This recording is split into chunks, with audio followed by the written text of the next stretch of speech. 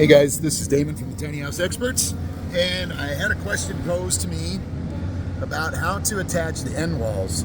So what we're going to do is we're going to pretend that your end wall is sitting here. And this is a Simpson RCK W3. I'll try and get that part number there.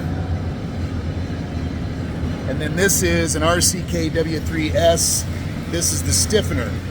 So what we're going to do, we're going to pretend that we're going to attach our wall here. This one's going to go on the top of the bottom plate up against the king stud. This stiffener is going to go down inside of it. And the reason we do it this way is because we're going to put 2 1/4" by 20 holes, one here and one here.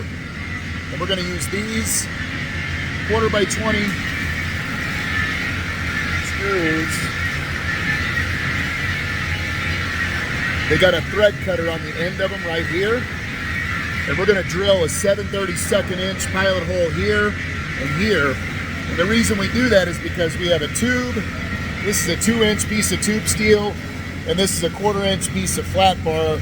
This is, across here is what's going to support the bottom plate of the wall. So to span that gap, we can't put a 1/2 inch bolt right here. So we put a 1/4 inch on this side and a 1/4 inch on this side per Simpson Strong Ties layout, and then we put the screws up the stud there. So this is the end walls and up over the fenders as well. You'll do this same type with these fasteners over your fenders as well as your front and back walls. Okay, now I'm going to flip this here just a little bit. A lot of people already have this kind of figured out, but this is the sill plate down the side of the trailer. That's the fender way down there where I'm pointing.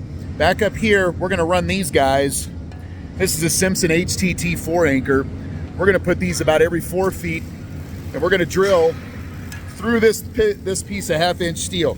So we're gonna put this bolt through, up from the bottom. It's gonna come up through that 1/2 inch hole that we're gonna locate by taking it and drilling a 7/32 pilot hole through here first, so that the hole comes out the bottom of the sill plate. And then we're going to take and attach a mag drill with a locator pin to help us find center on that hole and shoot this 5/8 hole up through there, so we can put on this fender washer. Hang on, let me get that right there. Fender washer. It's going to go up through the bolt hole, and then the Simpson anchor is going to come down on top of that and sandwich your bottom plate.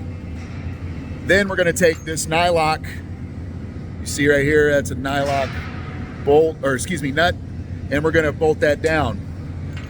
This piece of folded metal right here, these 3 pieces of folded metal, let me see if I can hit myself in the face with that thing.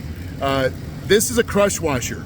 So we're not putting a washer on top of this, we're just putting this nut on the bolt that comes up through the sill plate and then attach it on top.